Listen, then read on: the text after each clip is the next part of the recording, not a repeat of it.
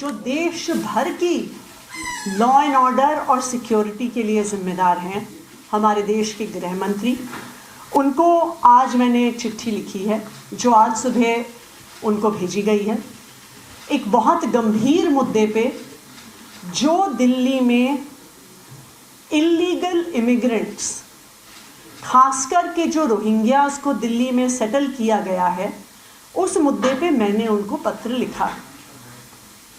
Bharatiya Janata party शासित केंद्र सरकार ने दिल्ली में इल्लीगल इमिग्रेंट्स को, खासकर कि जो रोहिंग्या दिल्ली में आए हैं, उनको बकरवाला में EWS फ्लैट्स में बसाया। ये हरदीप सिंह पुरी जी का ट्वीट है 17 अगस्त 2022 का, जिसमें वो स्पष्ट तौर पे कहते हैं, India has always welcomed those who have sought refuge in the country. In a landmark decision, all Rohingya refugees will be shifted to EWS flats in Bakarwala area of Delhi. They will be provided basic amenities, UNHCR IDs and round-the-clock police protection. ये tweet क्या बताता है? ये tweet बताता है कि बकरवाला में EWS के फ्लैट्स में रोहिंग्या इल्लीगल इमिग्रेंट्स को बसाना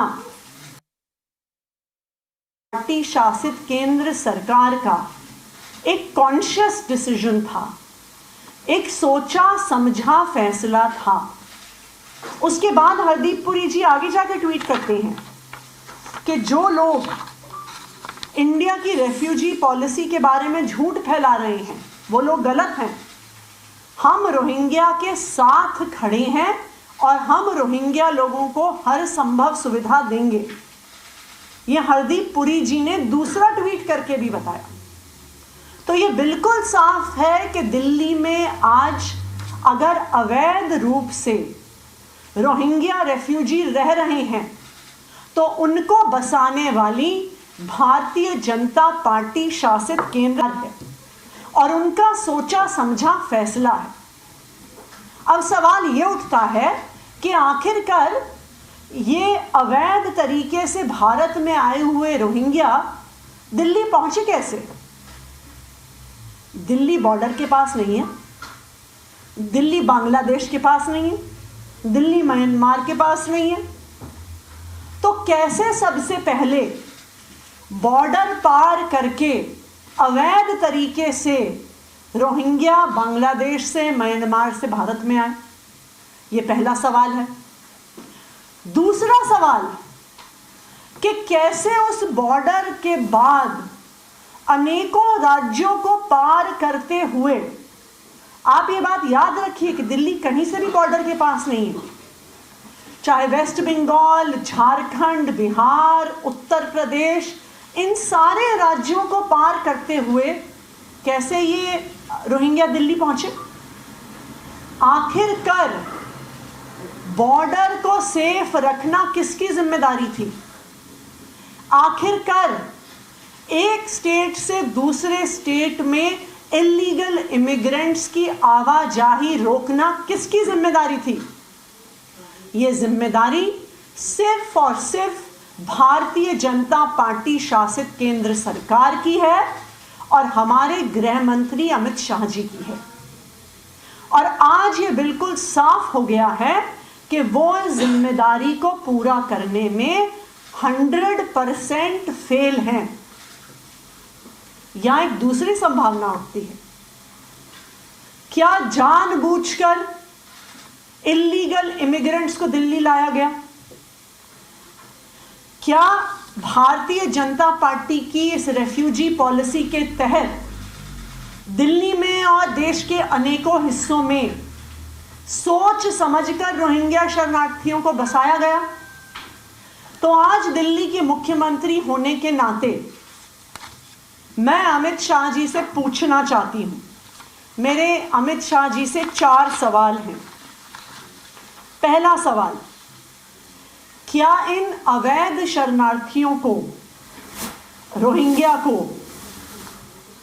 बॉर्डर से लाकर एक सिस्टमैटिक सोचे समझे तरीके से देश के अलग अलग हिस्सों में बसाया गया?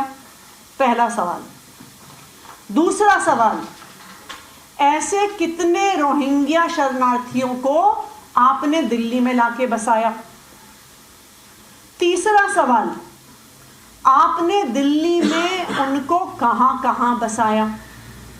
चौथा सवाल, आपने दिल्ली की चुनी हुई सरकार को, दिल्ली के लोगों को इस बात से अनभिज्ञ क्यों रखा, उनको अंधेरे में क्यों रखा? क्यों ये पूरी प्रक्रिया रोहिंग्या इमिग्रेंट्स को दिल्ली में बसाने की जो आपने करी, इसकी सूचना दिल्ली की चुनी हुई सरकार, दिल्ली के लोगों को क्यों नहीं दी गई? और एक तरफ आपके मंत्री ऐलान करते हैं कि हम रोहिंग्या का स्वागत करते हैं, स्वागत करते रहेंगे, उनको बसाते रहेंगे, और दूसरी तरफ आपके ही एलजी साहब, केंद्र द्वारा नॉमिनेटेड एलजी साहब कहते हैं कि हम दिल्ली में डोर टू डोर सर्वे करके रोहिंग्या को ढूंढेंगे।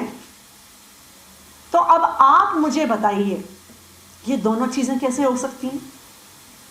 मैं अमित शाह जी से कहना चाहती हूं, जिन जिन रोहिंग्या शरणार्थियों को, जिन जिन इलीगल इमिग्रेंट्स को आपने दिल्ली में बसाया है, उसकी पूरी लिस्ट दिल्ली की सरकार को, दिल्ली की पुलिस को, दिल्ली के एलजी साहब को दी जाए।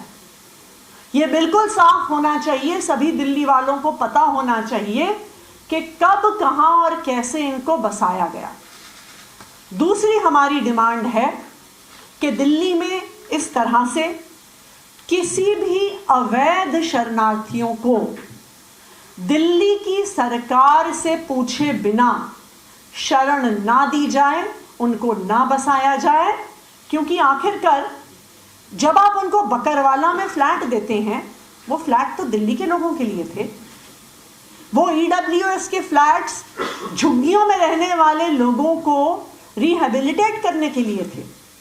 तो आप दिल्ली के लोगों का हक छीनकर अवैध शरणार्थियों को, रोहिंग्या लोगों को दे रहे हैं।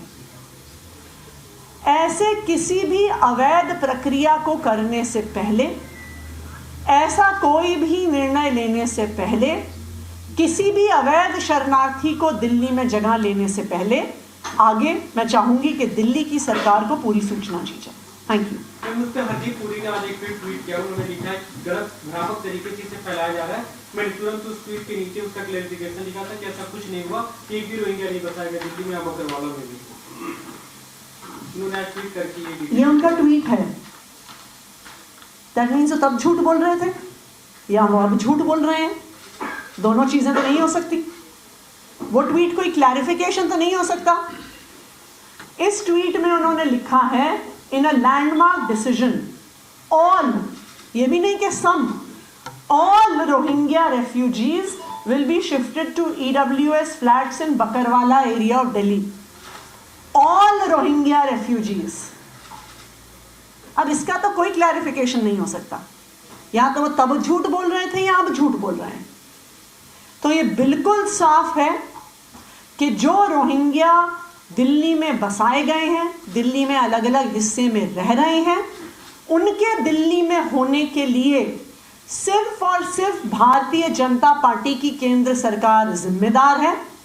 उन्होंने बॉर्डर से उनको इलीगली एंटर करने दिया। उन्होंने बॉर्डर में इलीगल एंट्री करने के बाद 6 राज्यों को पार करके दिल्ली आने दिया, और जब दिल्ली आए तो केंद्र की सरकार ने उनको घर देके आधिकारिक तौर पर बसाया।